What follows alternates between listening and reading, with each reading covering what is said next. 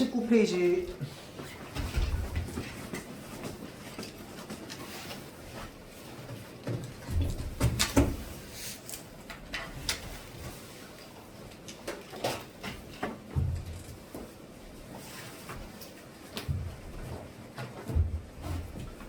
자, 오늘은 장미와 가시. 요거는 전에 모의고사를 조금 풀어봤던 학생이라면 요 지문은 읽어본 적 있는 학생들도 좀 있을 수 있습니다. 자, 근데 요게요, 내 개인적으로 생각할 때 요게 이제 이건 2025년 6월 고등학교 1학년 모의고사에 실린 작품인데, 그리고 고등학교 1학년 이걸 다 이해할 수 있나 싶을 정도로 조금 좀 뭐라 해야 되지, 깊은 내용을 좀 가지고 있는 작품이긴 합니다. 자, 그러긴 하나 우리가 맥락을 바탕으로 이제 작품에서 하고자 하는 말을 최대한 이제 읽어보는 거죠. 최대한 읽어보는 거야. 자, 한번 보겠습니다. 쌤이 지난번에 얘기했죠. 현대시 신입생들이 많기 때문에 다시 한번 이야기를 하자면, 우리가 현대시 같은 경우에는 누구를 바탕으로 본다고요? 화자를 바탕으로 읽는다고 했습니다. 왜? 화자를 위한 글이거든. 자, 그래서 화자를 중심으로 했습니다. 맞죠? 자, 그래서 이 화자가 전달하고 싶은 무엇이 있어? 정서가 있어요. 자, 그래서 우리는 그 화자가 전달하고 싶은 정서를 우리가 읽을 거란 말이야. 독자에게 전달할 거야. 자, 그러면 독자는 이 작품을 읽기 위해서, 제대로 읽기 위해서 어떻게 해야 되는데? 다시 역으로 거슬러 올라가야 됩니다. 왜 그럴까요? 시는요, 이 화자가 느끼고 있는 정서를요, 일반적인 문장으로 표현해, 개성적인 문장으로 표현해. 개성적인 표현을 합니다. 남들 다 하는 표현 쓰면 그건 시가 아니지. 맞죠? 표절이잖아, 표절. 맞죠? 이 시라고 하는 건 문학 작품이기 때문에 내가 전달하고자 하는 정서를 남들 다 쓰는 말로 쓰는 게 아니라 나만의 언어로 쓰는 거거든. 그러면 그 나만의 언어로 쓰여 있는 그 정서를 나는 독자 입장에선 읽고 역으로 생각하면서 뭘 말하고 싶은 건지 늘 생각해야 됩니다. 알겠죠? 그러기 위해서 우리가 파악해야 되는 게 뭐야? 전체적으로 이야기하고 있는, 어서 오세요. 자, 이 전체적으로 이야기하고 있는 맥락을 파악해야 되는 거지. 맥락을. 그러나 저기 19페이지입니다. 19페이지. 가방을 저기 옆에 올려놓으세요. 자, 그래서 작품 한번 보자면 제목이 뭐라고 되어 있어요? 상한 영혼을 위하여 라고 되어 있죠. 자, 그럼 이 제목을 읽으면서 여러분들이 생각해야 되는 건 뭘까요? 가져야 하는 궁금증. 얘는 누군데? 여러분들 평소에 상한 영혼이라는 표현을 써요? 잘 안 쓰잖아. 맞죠? 상한 영혼이라고 하는 게 누군데? 늘 궁금해할 거고요. 당연히. 그 다음 작품을 읽으면 당연히 누가 나올까요? 상한 영혼에 해당하는 누군가가 나올 겁니다. 그럼 그 누군가가 누구인지도 찾아줘야 되겠지. 이해되죠? 자, 그러면 그 생각을 가지고 우리 한번 읽어봅시다. 내용. 상한 갈대라도 하늘 아래의 선이라고 되어 있네. 딱 얘기해주네요. 친절하네. 여기에서 상한 영혼 누구야? 갈대네, 갈대. 맞죠? 자, 상한 갈대라도 하늘 아래에선 한 계절 넉넉하게 흔들린답니다. 자, 그럼 여기서 끊어봅시다. 벌써요? 그냥 하나 질문을 한번 해볼 건데, 우리가 보통 살면서 나 좀 흔들려 라고 하면은 이 흔들려는 긍정적인 의미로 써요? 보통 부정적인 의미로 써요? 일반적으로는 흔들린다 라고 하면은 내가 선뜻 결정을 못한 상황인 거잖아. 맞죠? 또는 내가 바람에 막 나부낀다, 흔들린다 라고 하면 마치 막 바람에 이제 휩쓸리는 이런 느낌이란 말이야. 자, 그래서 우리가 일반적으로 흔들린다 라고 하면은 좀 부정적인 의미가 먼저 들어요. 확신이 있는 어떤 마인드가 아니잖아. 맞죠? 자, 그런데 여기에 잘 보세요. 뭐라고 적혀 있어 지금? 상한 갈대라도라고 되어 있죠. 우리가 어조, 그러니까 말투를 파악할 때, 맥락을 파악할 때 살펴봐야 되는 건 뭐냐면요, 오히려 이런 것들입니다. 라도, 넉넉히, 이런 부분 있죠. 이거를 통해서, 이런 말들을 통해서 우리 뭘 알 수 있을까요? 이 시 안에선 흔들리는 게 부정적인 의미가 아닙니다. 긍정적인 의미야. 잘 보세요. 상한 갈대라도 하늘 아래에선 한 계절 넉넉하게 흔들리거니, 이거거든. 그 말은 무슨 말이야? 아무리 상한 갈대라 할지라도 한 계절은 넉넉하게 흔들릴 수 있어. 충분히 흔들릴 수 있어. 라고 얘기하는 겁니다. 그러면 이거는 뭐냐면 갈대의 역할이 흔들리는 거야. 그래서 흔들리는 건 지금 부정적인 의미로 쓰는 게 아닙니다. 맞죠? 자, 그 다음 넘어가 보면 뭐라고 적혀 있어? 뿌리 깊으면 야라고 되어 있죠. 자, 이러고 연이 끊겨 있단 말이야. 자, 그러면 요 세 줄을 우리가 일상적인 문장으로 다시 한번 고쳐보면 뭐라고 얘기할 수 있을까요? 야, 상한 갈대라도 괜찮아. 한 계절 정도는 넉넉하게 흔들릴 수 있어. 뭐만 하면? 뿌리만 깊으면. 자, 그럼 여기서 제일 중요한 말 뭔데요? 메시지 중에서. 넉넉하게 흔들린다는 게 메시지야? 아니지. 여기서 메시지는 뭔데? 얘가 메시지지. 뭔 존재? 뿌리가 깊은 존재인 거야. 그럼 선생님, 뿌리 깊은 존재가 어떤 존재인데요? 그건 나도 몰라. 뭔 말인지 모르지. 그런데 여기까지 읽었을 때 화자가 뭘 중요하게 생각하는지는 우리가 알 수 있어. 뭘 중요하게 생각하는데? 뿌리 깊은 삶에 대해서 중요하게 생각하는지. 그게 어떤 삶인지는 알 수 없지만. 맞죠? 자, 그래서 화자는 이걸 중요하게 생각하고 있어. 자, 다음 거 볼게요. 밑둥 잘려도 새수는 돋거니 충분히 흔들리자 상한 영혼이여 충분히 흔들리며 고통에게로 가자 라고 이야기를 합니다. 자, 잘 보세요. 밑둥 잘려도 뭐 한대요? 새살은 돋아난대요. 밑둥이 잘려도 새살은 돋아난대. 충분히 흔들리자 상한 영혼이여 라고 얘기하고 있죠. 충분히 흔들리면서 뭐 하자? 고통에게로 가자라고 이야기를 합니다. 자, 우리가 일반적인 시선으로 한번 생각해 보겠습니다. 혹시 고통 좋아하는 사람 있습니까? 고통 좋아하는 사람 있어요? 뭐 취향에 따라서 있을 수도 있습니다. 고통 좋아하는 사람이 있을 수도 있지. 그런데 우리가 일반적으로 생각해 보면 고통이라고 하는 대상은 가까이 하고 싶은 대상이야, 멀리 하고 싶은 대상이야. 멀리 하고 싶은 대상이지. 맞죠? 자, 그러면 자, 충분히 흔들리며 고통에게로 가자라는 표현을 통해서 여러분들은 무슨 생각해야 될까요? 이 사람 왜 고통에게로 가자고 얘기하지?를 생각해야 돼요. 근데 사실 답은 이미 여기에 나와 있어. 이 사람 고통이 무서워 안 무서워? 안 무섭거든. 고통으로 가려고 하는 사람이거든. 그럼 이 사람 고통을 사랑해서 하는 거야? 그건 아닐 거야. 고통에게로 가는 게 무섭지 않기 때문에, 두렵지 않기 때문에 가는 건데 왜 이렇게 얘기할 수 있을까? 이런 태도가 어찌해서 나올 수 있을까를 생각해보면 근거는 하나밖에 없습니다. 바로 뭘까요? 요거죠, 요거. 자, 그러면 얘를 일상적인 말로 다시 한번 바꿔보겠습니다. 상한 갈대라도 괜찮아. 하늘 아래에서 넉넉하게 흔들릴 수 있어. 뭐만 하면? 뿌리만 깊으면. 그러니까 우리 뿌리만 깊으면 돼. 뿌리만 깊으면 되는데 밑둥이 잘려도 뭐야? 풀이 이렇게 있어. 밑둥이 이렇게 잘려도 거기서 다시 새살이 돋아날 거란 말이야. 뭐만 하면? 뿌리만 깊으면. 맞죠? 자, 뿌리만 깊으면 새살이 돋아날 거기 때문에 나 고통 무서워 안 무서워? 안 무서운 거야. 뭐만 하면 돼? 나는 뿌리만 깊으면 언제든지 새살이 돋아날 수 있는 사람이거든. 이라고 연결할 수 있겠지. 이해됩니까? 자, 다음 연어 한번 보겠습니다. 뿌리 없이 흔들리는 부평초잎이라도 라고 되어 있죠. 자, 부평초라고 하는 건 여러분들 뭔지 잘 모를 건데 부평초가 뭐냐면요, 이 물 위에 둥둥 떠다니는 풀입니다. 얘는 뿌리가 별로 안 깊어요. 뿌리가 되게 짧아. 왜 그런데? 뿌리 내릴 데가 없어서. 그래서 얘는 물 빨아들이면서 산단 말이야. 잘 보세요. 뿌리 없이 흔들리는 부평초 잎이라도 물 고이면 꽃은 피거니라고 되어 있죠. 자, 그러니까 부평초 잎은 뿌리가 없단 말이야. 그런데 얘는 뭐만 하면 살 수 있어? 물만 있으면 살 수 있는 존재인 거야. 이해되죠? 자, 부평초 잎은 물만 있으면 살 수 있는 존재입니다. 자, 그 다음 이 세상 어디에나 개울은 흐르고. 자, 끊어봅시다. 여기에서 사실은 하고 싶은 말 한 줄로 딱 얘기할 수 있어. 바로 뭘까요? 부평초잎은 세상 어디에나 피어날 수 있다. 이게 결론이 되는 거야. 이 세 줄만 읽었을 때. 왜 그런데요? 자, 요게 3단 논법이야. A는 B고 B는 C면 A는 C잖아. 맞죠? 자, 그래서 뿌리 없이 흔들리는 부평초잎은 뭐만 하면 꽃필 수 있어? 물만 고이면 꽃필 수 있거든. 이해되죠? 근데 이 세상 어디에나 뭐가 있어? 개울은 흐른다라고 하는 건 무슨 말이야? 이 세상 어디에나 물이 있다라는 말이랑 똑같습니다. 맞죠? 이 세상 어디에나 물이 있어요. 그 말은 무슨 말이야? 이 세상 어디에나 부평초잎은 꽃을 피울 수 있다. 로 연결되는 거지.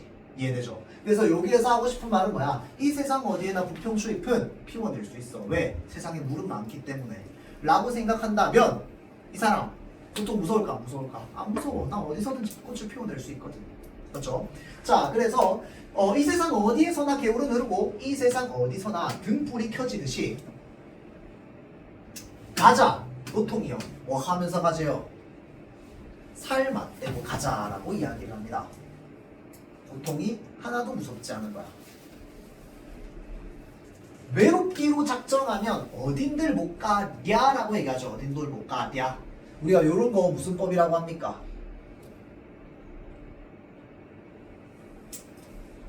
설의법이라고 보통 얘기 많이 합니다. 맞죠? 자, 설의법, 의문형의 문장, 그러니까 질문을 통해서 말하고자 하는 말을 강조한다.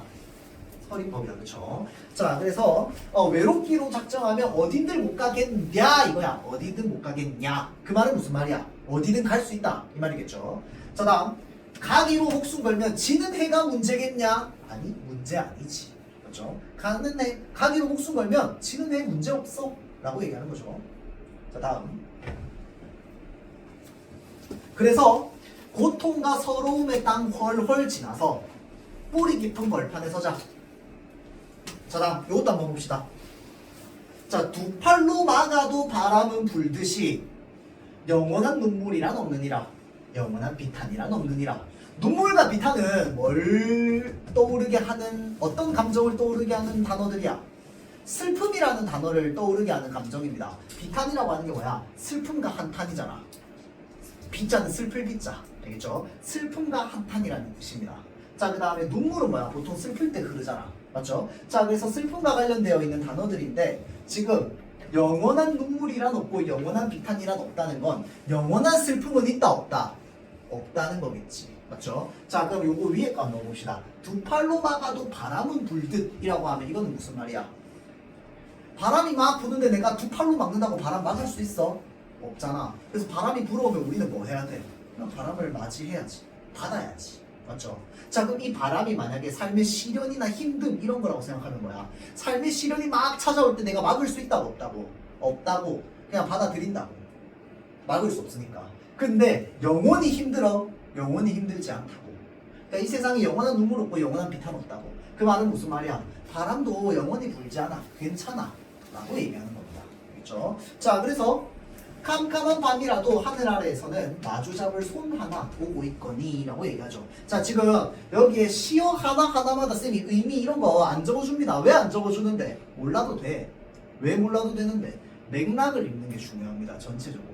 알겠죠? 우리가 지금 이거 내신 공부하는 게 아니잖아. 내신이었으면 이거 필기할 거 엄청 많겠지. 딱 설명만 들어도. 맞죠? 근데 뭐만 하는 게 중요한 거야? 일단은 여기 이 전체적인 스토리 라인을 이해하는 게 중요합니다. 시도 스토리가 있다고 했잖아. 맞죠? 자, 그래서 그 연습을 우리는 지금 계속 하는 거야. 알겠죠? 자, 그래서 상한 영혼을 위하여라고 하는 건 결국은 화자가 말하고 싶은 바는 뭐야? 상한 영혼에게 얘기하는 거야. 야, 보통 무서워? 아이, 안 무서워. 왜 안 무서워? 뿌리 깊게 살면 돼.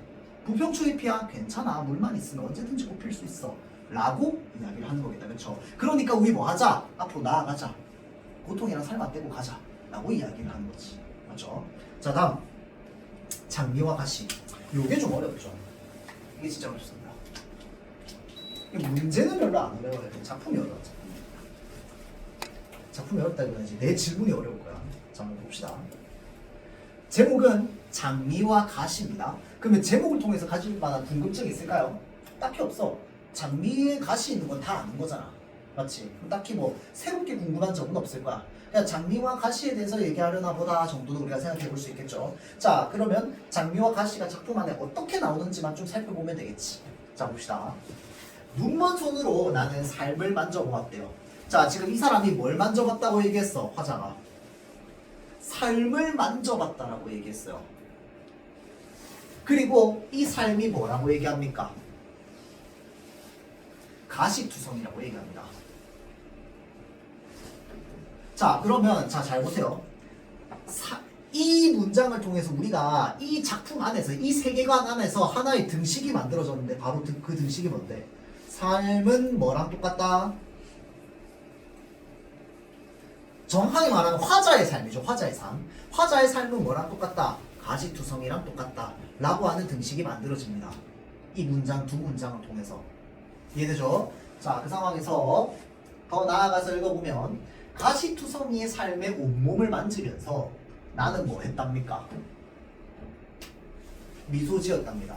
이거를 보는 여러분들의 생각 뭐가 돼야 돼? 띠용 가시 만졌는데 왜 미소 지었지?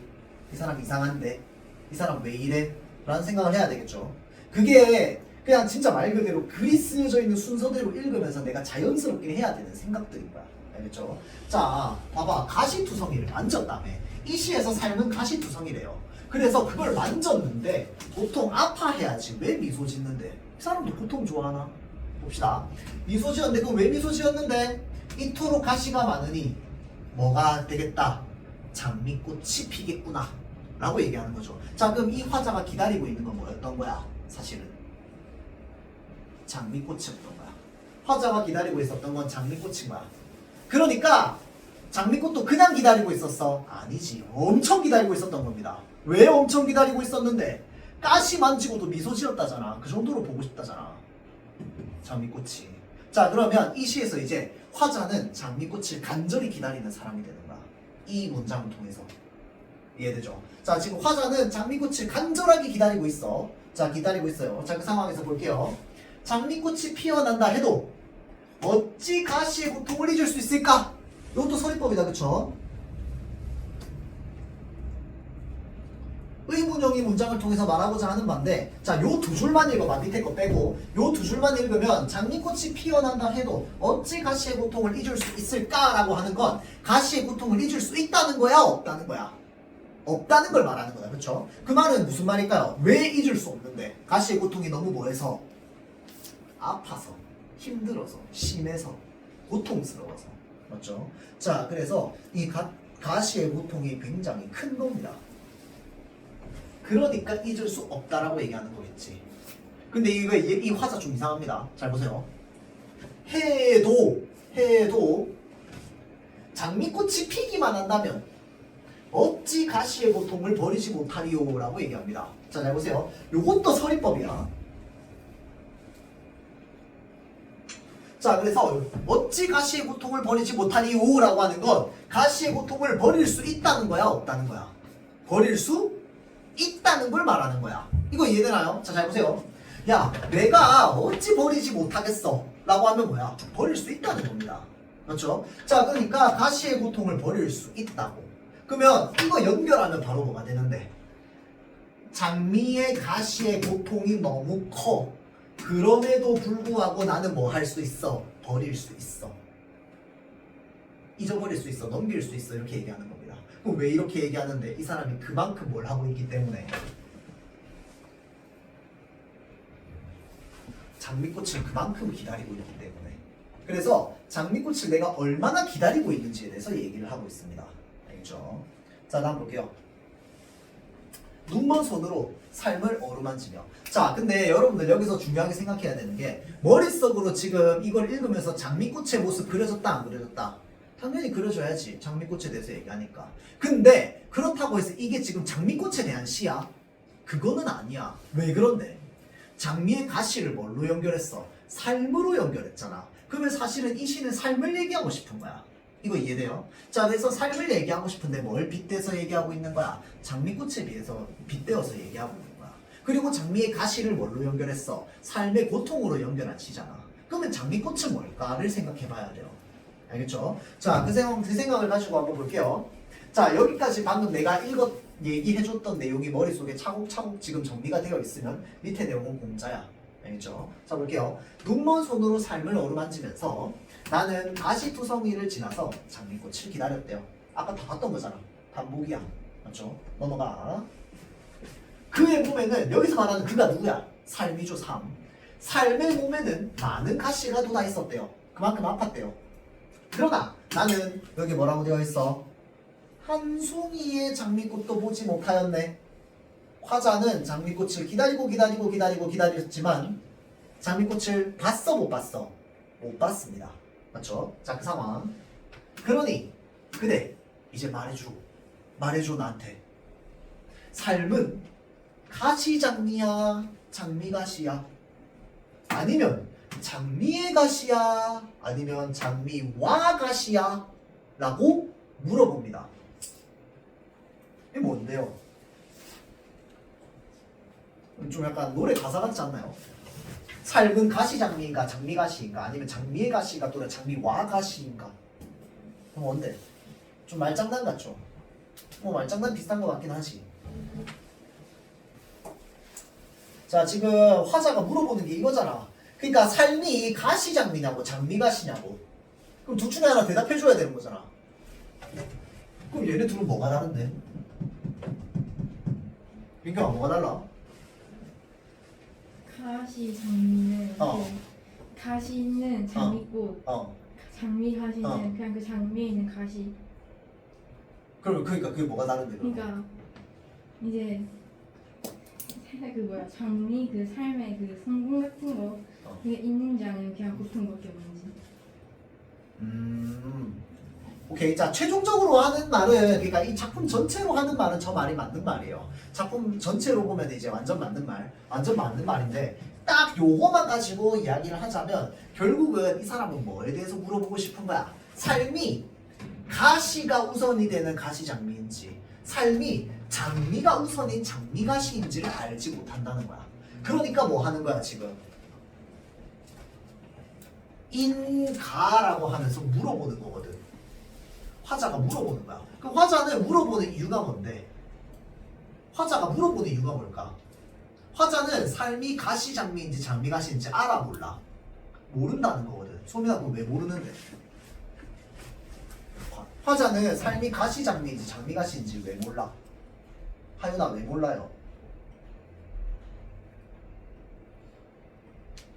혹시 멍 하고 있었어요?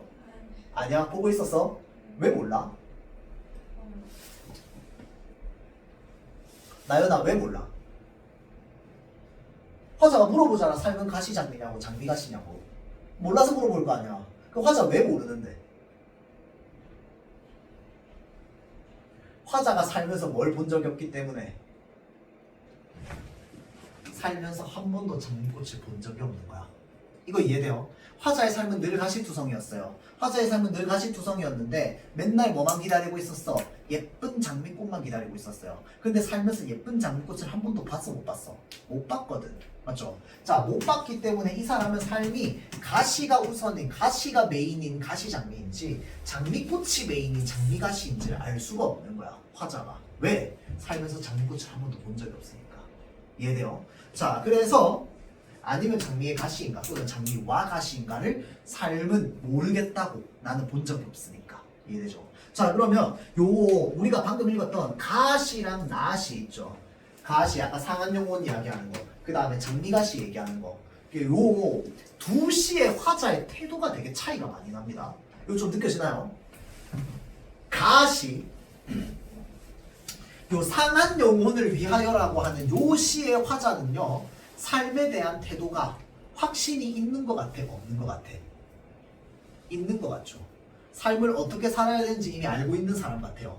맞죠? 그러니까 뭐가 안 무서워? 고통이 안 무서워. 뿌리만 깊으면 살 수 있다며. 물만 보이면 살 수 있다며. 맞죠? 자, 그러니까 지금 삶에 대한 해답을 찾은 것 같은 사람으로 보입니다. 자, 그런데 요 나시의 화자를 한번 생각해 보세요. 이 나시의 화자는 자신의 삶에 대한 해답을 찾은 것 같아요? 못 찾은 것 같죠? 맞죠? 여전히 뭐 하고 있어? 내 삶의 해답을 찾기 위해서 방황하고 있는 존재처럼 보입니다. 맞죠? 자, 요 뒤에 10번 문제 한번 봅시다. A10 20페이지에. 자, 모기를 바탕으로 가와 나를 감상한 내용을 적절하지 않은 것은 이라고 되어 있죠. 자, 한번 볼게요.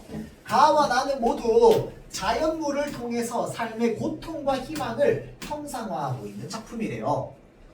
자, 가는 연약하지만 강한 생명력을 지닌 갈대와 부평초를 통해서 삶의 시련에 굴하지 않고 고통을 직접적으로 대면해 극복하고자 하는 굳센 의지, 희망. 아까 쌤이 읽었던 거에서 다 드러납니다.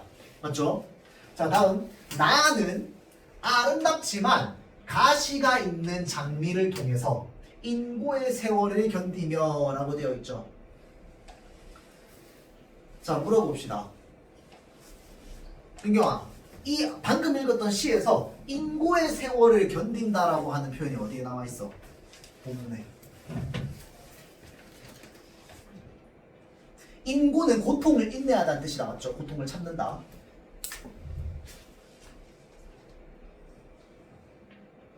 본문에서 인고의 세월을 견딘다라고 하는 게 어디에 나와요?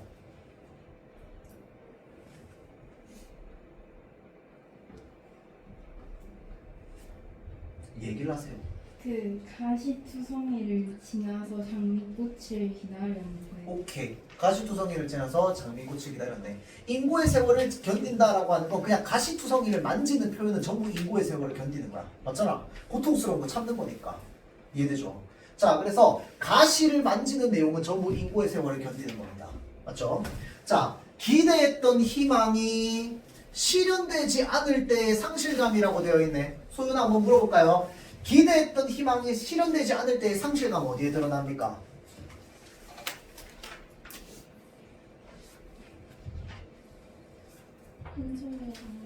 그렇지. 한 송이의 장미꽃도 보지 못하였네. 그 부분이 바로 뭐야? 기대했던 희망이 실현되지 않을 때의 상실감이죠. 선생님 아까 저는 시 읽으면서 상실감 못 느꼈는데요? 못 느껴도 상관없어. 나오잖아. 맞죠? 여기에서 말하는 걸 작품에 어디에 드러나 있는지 찾을 수만 있으면 돼요. 알겠죠? 근데 잘 찾으려면 어떻게 해야 돼? 잘 해석해야지. 맞죠? 그러니까 해석이라기보다는 정확하게 말하면 감상인데 잘 감상해야지 여러분. 제대로 된 방법으로. 외부의 정보 없이. 알겠죠? 자, 다음 고통과 희망이 공존하는 삶을 살아가는 인간의 내면적 갈등을 노래하고 있다. 나연아. 자, 고통과 희망이 공존하는 삶을 살아가는 인간의 내면적 갈등 어디 드러납니까? 네, 얘기해주세요. 그렇지. 삶은 가시장미인가 장미가시인가 라고 하는 문장에서 뭐가 느껴져? 인간의 내면적 갈등이 느껴지는 거죠. 이해됩니까? 자, 그래서 우리가 이렇게 보기를 읽어낼 수 있습니다. 자, 이렇게 정확하게 여기 보기에 나와 있는 내용을 본문에 나오는 문장이랑 1대1로 대응해가지고 딱딱딱 제대로 찾잖아요. 그러면 대체로 선지에서 틀릴 일이 잘 없습니다. 알겠죠? 자, 그 다음 우리가 시 보다 보면 여러분들 또 많이 틀리는 부분 중에 바로 뭐가 있냐면 이런 것들이 있습니다. 이런 8번 같은 문제가 여러분들 뭐에 해당하냐면요. 표현상의 특징에 대해서 물어보는 작품이죠. 문제죠, 문제. 표현상의 특징에 대해서 물어보는 문제야. 자, 그래서 이 표현상의 특징, 우리가 보통 이제 표현상의 특징이 있고요. 그 다음에 요런 것들을 우리가 바로 뭐라고 하냐면 내용상의 특징이라고 합니다.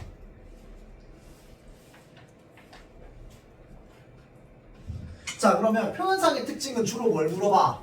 표현법 물어봅니다. 표현법. 선생님 저는 표현법이 너무 헷갈려가지고 문제 풀다 보면 계속 틀려요. 지금 틀리는 건 괜찮아. 왜냐면 아직까지 여러분들이 개념이 확실하게 잡혀있는 게 아니기 때문에.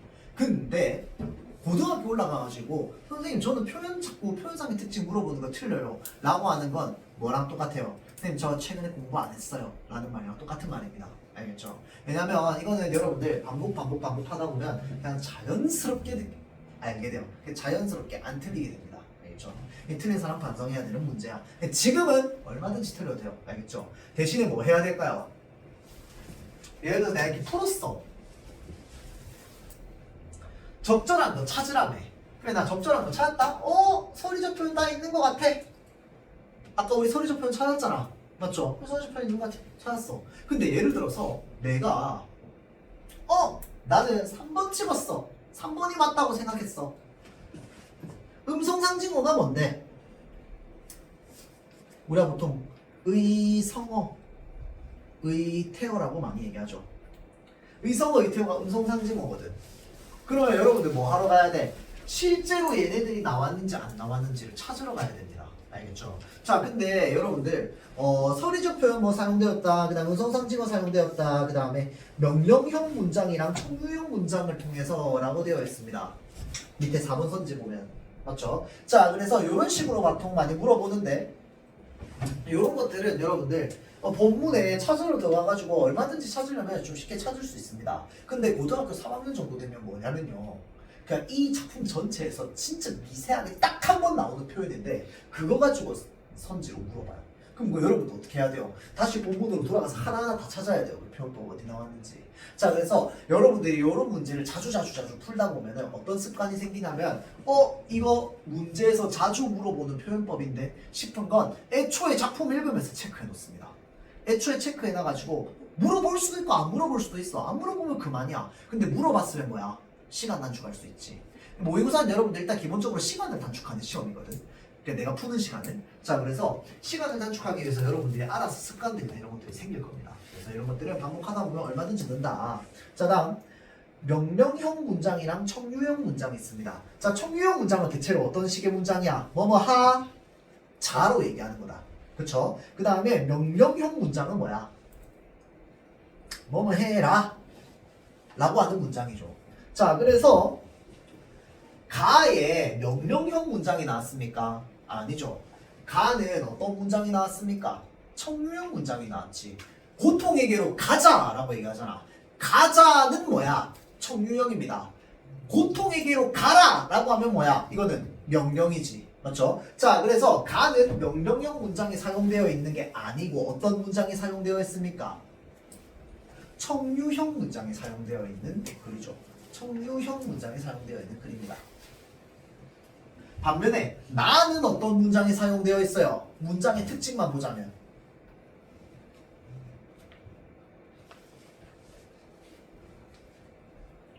의문형 문장이 사용되어 있죠. 그러니 그대 이제 말해줘. 삶은 가시장미인가 장미가시인가? 라고 하면서 물어보지. 자, 그럼 이렇게 물어보는 게 서리법이야? 삶은 가시장미인가 장미가시인가? 요거는 서리법이 아닙니다. 서리법이 아니고 진짜로 물어보는 거야. 내가 몰라서. 맞죠? 내가 몰라서 진짜로 물어보는 거기 때문에 어떤 문장이 나와? 의문형의 문장이 많이 나온다. 그쵸? 자, 그래서 의문형의 문장이 주로 나오는 게 특징이다. 이렇게 우리가 선지들을 좀 고치는 실력들이 좀 생겨날 겁니다. 그러다 보면은 이제 점점 표현법을 안 틀리게 돼요. 알죠? 이건 그냥 반복이야. 자, 다음. 잠깐만, 시간이. 오케이. 자, 그 다음 거 한번 봅시다. 적막한 시국입니다. 오씨.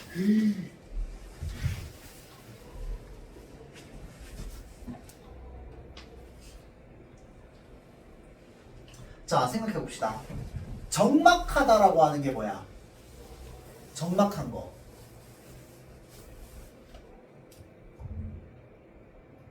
적막하다 다 알잖아. 민경아, 적막하다가 무슨 뜻이야? 그냥 뭐라 해야 돼? 약간 뭐라 해야 돼? 조용한? 그냥 조용한 거야. 조용한 걸 적막하다고 하죠. 근데 보통 우리가 적막하다라고 하면 좀 심하게 조용한 걸 적막하다고 하잖아. 막 사람 숨소리도 안 들릴 정도로 조용한 거. 그런 게 적막한 거잖아. 자, 여러분들 생각해 봅시다. 식욕이 뭐야? 식욕이 먹고 싶은 욕구야. 아, 마라탕 먹고 싶어. 이게 식욕이잖아. 맞죠? 자, 그러면 식욕이 적막할 수 있어, 없어? 수식이 가능해, 불가능해? 원래는 불가능한 대상이야. 맞죠? 식욕이 조용할 수가 없잖아. 그러면 조용한 식욕이라고 하는 게 뭔데? 밥 먹을 때 조용히 먹는 거, 이런 거 생각하면 될까요? 안 될까요? 안 됩니다. 여러분들은 적막한 식욕 보면서 해야 되는 거 딱 할 수 있는 거 딱 하나밖에 없습니다. 뭘까요? 아까 똑같이 얘기했듯이 그냥 띠용이야. 띠용. 뭔 말이야? 왜를 생각해야 돼. 왜? 이 사람은 자신의 식욕이 왜 적막하다고 얘기했을까를 생각해야 되는 거야. 이해돼요? 이게 맥락을 찾아가는 과정이야. 왜 식욕이 적막하지? 왜 조용하지? 밥 먹을 때 조용한 건가? 근데 밥 먹을 때 조용하다고 해서 이게 식욕이 조용한 건 아닌데. 맞잖아. 엄청 먹고 싶으면 식욕이 조용하지 않을 수도 있잖아. 맞죠? 자, 그럼 왜 식욕이 조용할까? 한번 봅시다. 자, 이 사람 뭐라고 얘기하고 있어요? 화자가 바로 딱 직설적으로 얘기합니다. 화자가 자신의 감정 정서를 확 이렇게 드러내주는 시는 되게 친절한 시야. 이거 봐보세요. 뭐라고 적혀있어? 모밀묵이 먹고 싶다라고 적혀있다. 그쵸? 그러니까 화자는 지금 뭐 하고 싶은 거야? 그냥 말 그대로 모밀묵, 메밀묵이 먹고 싶은 거야. 맞죠? 자, 메밀묵이 먹고 싶어. 그러면 왜 먹고 싶은데? 그 싱겁고 구수하고 못나고도 소박하게 점잖은 촌잔칫날 팔무상에 올라서 새 사돈을 대접하는 것이라고 되어 있습니다. 자, 끊어봅시다. 자, 그러면 대접하는 것이라고 되어 있는데 이 것이 뭔데 지금? 모밀묵이죠, 모밀묵. 자, 그러면 얘를 바꿔서 한번 문장으로 표현해 볼까? 그 싱겁고 구수하고 못나고도 소박하게 점잖은 촌잔칫날 팔무상에 올라서 새사돈을 대접하는 모밀묵 이렇게 되는 거야. 이해돼요? 자, 그러면 여기서 한번 물어봅시다. 지금 모밀묵의 성질이 순간적으로 한 4개가 다다다닥 나왔어요. 이거 우리 한번 정리해 봅시다. 모밀묵의 첫 번째 성질 뭔데? 싱겁고 구수합니다. 다음 두 번째 뭔데요? 못났습니다. 소박합니다. 이거는 이 시 안에서만 통용되는 거야.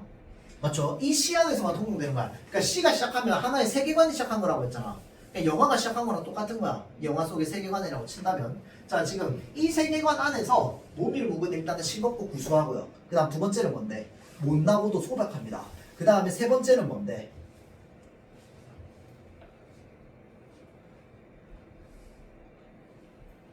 여기 뭐라고 되어 있어? 잔칫날 팔모상에 올라라고 되어 있죠. 이 상이 뭔데? 상. 밥상, 밥상. 맞죠? 자, 그러니까 잔칫날 밥상 위에 올라 있다 이 말입니다. 그 말은 무슨 말이야? 잔칫날에 만든다 이 말이죠. 잔칫날에 먹는다. 자, 다음 네 번째 속성.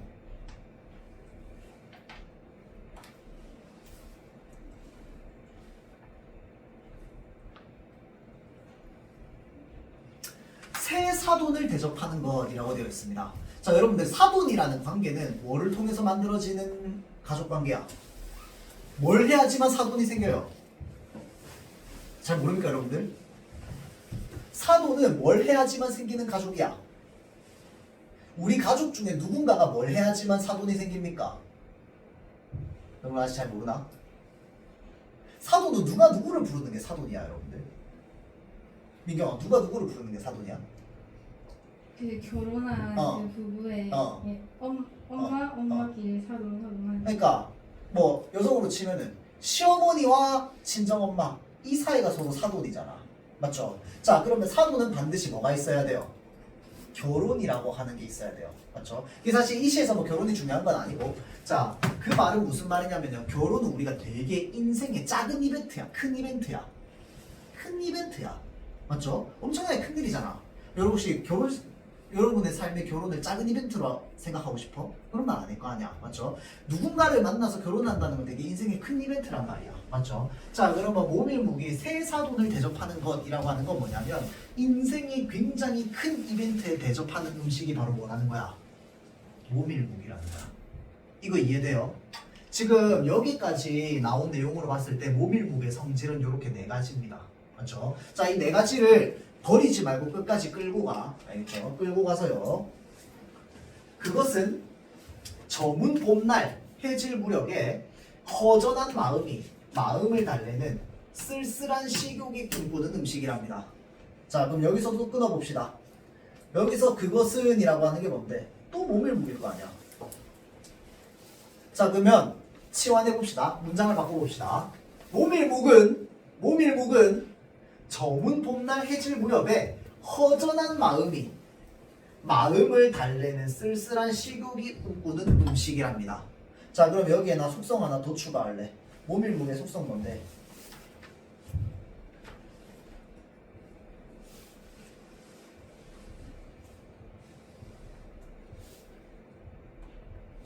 자, 쓸쓸한 식욕이 꿈꾸는 음식이에요. 이게 무슨 말인데요? 일단 몰라도 정리해. 일단은 이게 속성일 거 아니야. 모밀묵에. 자, 그럼 요거 하나 물어봅시다. 아까 시 맨 첫 줄에서 모밀묵 먹고 싶다는 사람 누구였어? 나였어, 나. 화자였어요.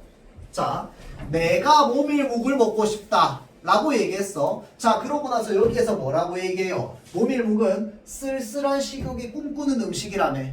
그러면 내 감정 상태 어떤 상태? 연결하면 나는 모밀묵을 먹고 싶어요. 근데 모밀묵은 쓸쓸한 식욕이 꿈꾸는 음식이래요. 자, 그럼 하윤아, 화자의 정서는 어떤 정서? 쓸쓸함이 된 거야. 이해돼요? 자, 이 문장을 통해서 뭘 알 수 있을까요? 화자의 정서를 알 수 있습니다. 화자가 쓸쓸한 거야. 그걸 이렇게 돌려 얘기한 거야. 이해되죠? 자, 또한 인생의 참뜻을 짐작한 자의 너그럽고 넉넉한 눈물이 갈구하는 쓸쓸한 식성이랍니다. 이건 또 비슷한 의미네? 맞죠? 그러니까 결국은 뭐야? 이 쓸쓸한 식성을 가지고 있는 사람이 갈구는 되게 간절하게 원하는 겁니다. 구가 원하다라는 뜻이거든. 자, 그래서 간절하게 원하는 쓸쓸한 식성이 모밀묵을 먹고 싶은 식성인 거야. 맞죠? 아버지와 아들이 겸상을 하고 손과 주인, 여기에서 손은요 손님을 말합니다. 손님을 옛날에 손이라고 했어요. 손님과 주인이 겸상을 하고 산나무를 곁들여 놓고 어수룩한 산기슭의 허술한 물방아처럼 슬금슬금, 여기 뭐라고 적혀 있어? 세상 얘기를 하며 먹는 음식이다 라고 되어 있습니다. 자, 그럼 나 여기에서 속성 2개 더 추가할래. 자, 모밀묵에 속성 2개 더 추가해 봅시다. 6. 겸상해서 먹는 음식이야. 겸상이 뭐야? 나 혼자 먹는 게 겸상이야? 여러 명이서 먹는 게 겸상이야? 여러 명이서 먹는 게 겸상이야. 맞죠? 겸상해서 먹는 음식입니다. 그 다음 7번째 한번 볼까요? 어떤 속성을 가지고 있어? 여기에 세상 얘기를 하며 먹는 음식이래요.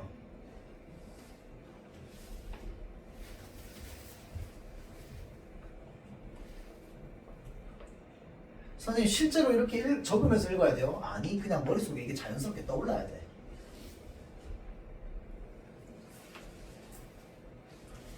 자, 봅시다. 그리고 마디가 굵은 사투리로 은은하게 서로 사랑하며 어여삐 여기며 그렇게 이웃끼리 이 세상을 건너고 저승을 갈 때, 내가 저승 가는데, 예를 들어서 내가 이 세상이 이제 다 끝내고 저승으로 가는 길에 보이소, 그 혹시 나랑 아는 양반 아닌가요? 보이소, 그 혹시 운마을 이생훈 아닌가요? 서로 불러서 길을 가며 쉬며 그 마지막 주막에서, 그러니까 저승 가는 그 마지막 주막에서 걸걸한 막걸리 잔을 나눌 때 절로 젓가락이 가는 쓸쓸한 식욕이랍니다. 맞죠? 자, 그러니까 삶의 마지막 주막에서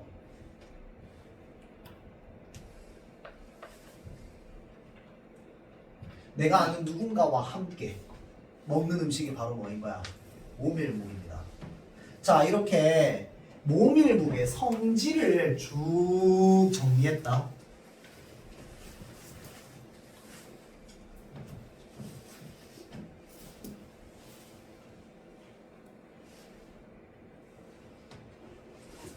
자, 화자가 아까 모밀묵이 먹고 싶다고 했어요. 당연히 모밀묵이 먹고 싶겠지. 자, 그럼 한번 물어봅시다.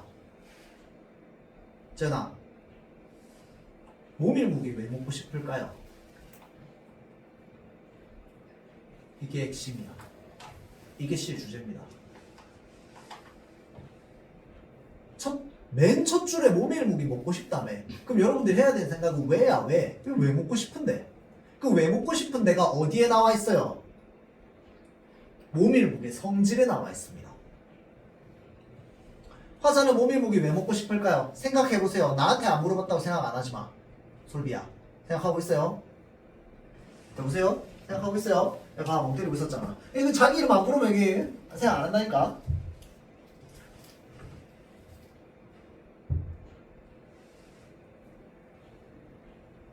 소희 한번 물어볼까? 화자는 모밀묵이 왜 먹고 싶을까?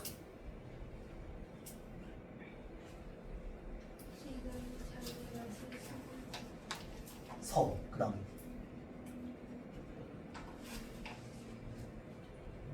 해서 그 쓸쓸한데 그 모밀묵 왜 먹고 싶은데? 다시 질문해 볼게요. 오케이. 쓸쓸해서 맞아요. 뭐 그럼 더 추가해서 물어봅시다. 하윤아, 쓸쓸한데 왜 먹고 싶은데? 모밀묵을 먹으면 왜 안 쓸쓸해져요? 그렇지. 자, 이 시에서 모밀묵이라고 하는 음식은 혼자 먹는 음식이야, 여럿이 먹는 음식이야? 여럿이 먹는 음식인 거야. 잔치상에 올라 있고요. 아버지와 아들이 겸상하고 있고요. 세상 사람들과 겸상하면서 세상 얘기하면서 먹는 음식이 바로 뭐인 거야? 모밀묵인 거야. 맞죠? 자, 그러니까 화자는 모밀묵이 먹고 싶다고 얘기했지만 사실은 뭘 하고 싶은 거야, 화자는? 세상 사람들과 따뜻한 정을 나누고 싶다가 이 시에서 말하고 싶은 겁니다. 이해되죠? 자, 그러면 이 시의 제목 적막한 시국이라고 할 때 이 적막하다라고 하는 건 화자의 무엇을 드러내는 거야? 화자의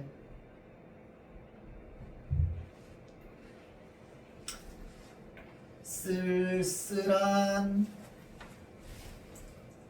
정서를 드러내는 단어인 거지. 그러니까 나의 쓸쓸한 시국이라는 거야.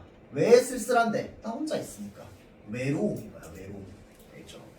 자, 그래서 외로운 상태에 있는 화자가 누군가와 함께 따뜻하게 정을 나누고 싶은 마음을 무엇에 빗대어서 이야기한 거야? 모밀묵에 빗대어서 이야기한 거야. 모밀묵이 먹고 싶다 라고 했지만 사실 하고 싶은 말은 무엇인 거야? 누군가와 따뜻하게 정을 나누고 싶다가 메시지인 거지. 이해되죠? 자, 그래서 요게 딱 쌤이 생각할 때 고등학교 1학년 정도 수준에서 정확하게 파악하면 아주 좋을 정도의 딱 수준인 것 같아요.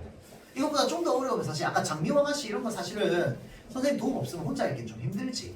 근데 요 정도는 여러분들 혼자서 충분히 생각해서 화자가 뭘 말하고 싶지 끝까지 가면 좀 얻어낼 수 있다고 생각해요. 알겠지? 그냥 계속 여러분들이 생각해봐. 알겠죠? 스스로 생각하는 연습이 자꾸 돼야 됩니다. 알겠죠? 자, 다음 그래서 화자가 하고 싶은 말 뭔데?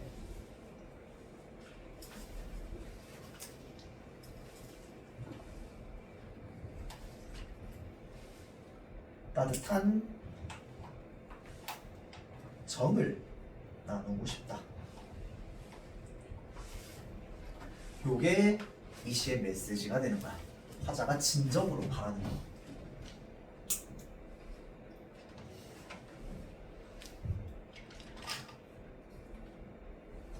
다음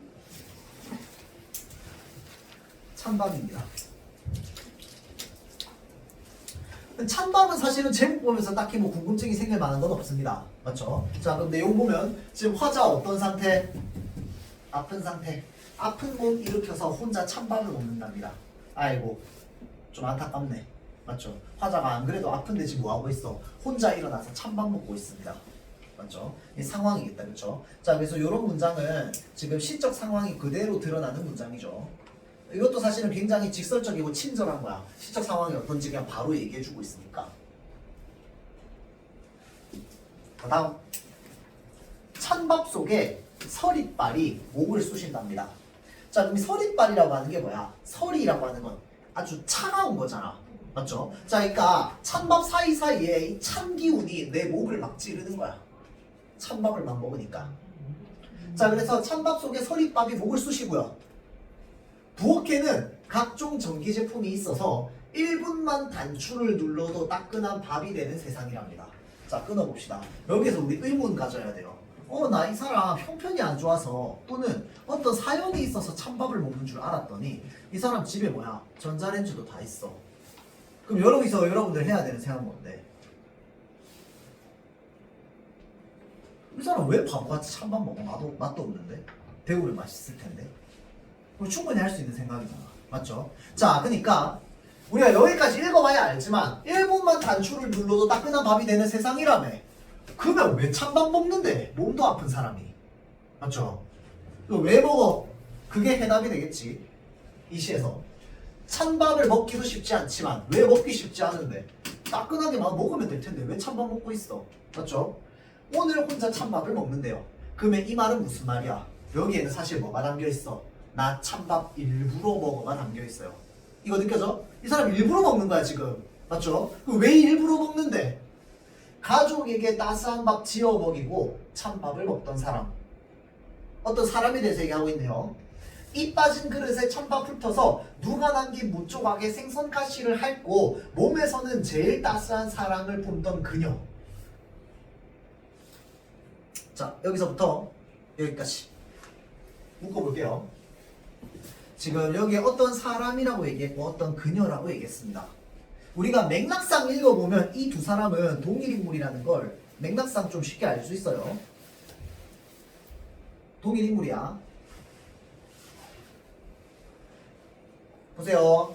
깊은 밤에도 혼자 달그락거리며 그 손이 그리워 나 오늘 아픈 몸 일으켜서 찬밥을 먹는다 라고 합니다.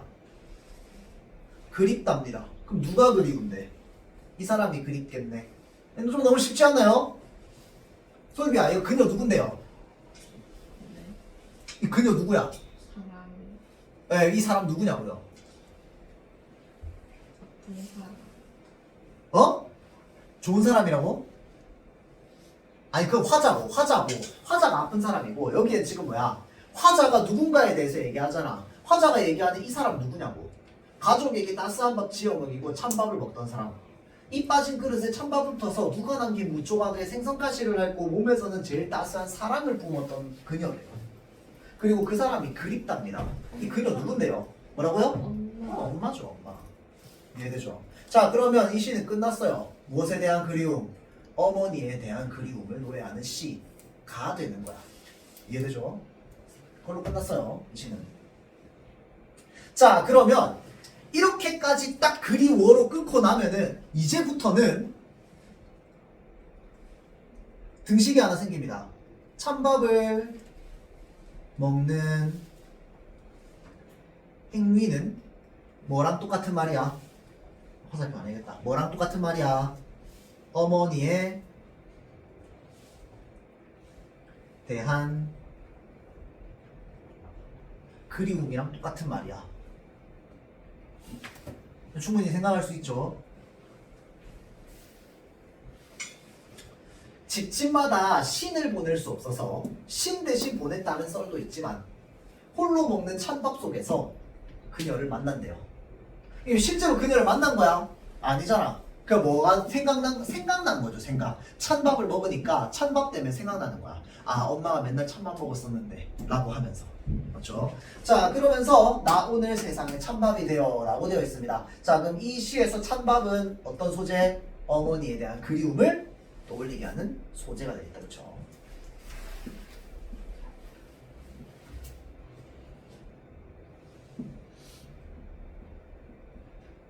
자, 13번 보면요. 보기만 봅시다. 문학은 음식에서 일상적 삶의 모습을 보여주거나 정서를 환기하는 소재로 라고 되어 있는데 환기가 무슨 말이라고 했어? 떠오르게 하다. 불러일으키다. 자, 그러니까 지금 가시랑 나시는 공통점이 뭐야? 음식이 사람에게 정서를 불러일으킨 거야. 맞죠? 자, 그래서 이제 이 모밀국이랑 찬밥이 정서를 불러 일으켰겠다. 그쵸? 자, 그래서 그런 내용이다. 자, 요거 지금 찬밥, 정박한 식요, 그 다음에 장미와 가시 요 부분은 숙제입니다. 숙제. 그렇죠? 여러분들 멘토 시간에 할 수 있도록 하고요. 다음 페이지가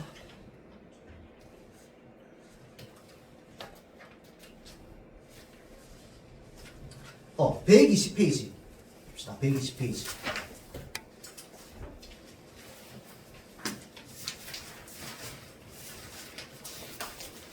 자, 여기에 흑산도라고 하는 작품이 있어요. 이 까맣게 밤이라 가지고 여기 시작하는 부분. 120페이지. 자, 지금 55분인데요, 여러분들. 요거 뭐 웃어? 왜 웃는데? 1시간. 뭘 쉬는 시간이야? 자, 읽고 쉬세요. 나 물어볼 겁니다. 여기 등장인물에 대해서. 알겠죠? 자, 문제는 안 풀어도 돼. 문제는 집에 가서 집에 가서 숙제로 풀어보세요. 알겠죠? 대신에 내용을 내가 얼마나 제대로 잘 읽을 수 있는지 한번 생각해봐봐. 이거 생각보다 오류 있게 읽는 사람 내가 고등학생 때 좀 몇 명 봤어요. 알겠죠? 자, 그래서 요거 읽고 머릿속에 대충 등장인물 한번 생각해본 다음에 쉬는 시간 가지세요. 알겠지? 자, 지금 몇 분이야? 오, 뭐야? 6시 땡이네? 왜 이렇게 시간 차이 많이 나? 그러면 6시 13분에 시작하겠습니다. 15분. 뭘 15분이야? 13분에 시작하겠습니다. 알겠죠? 자, 읽고 쉬세요.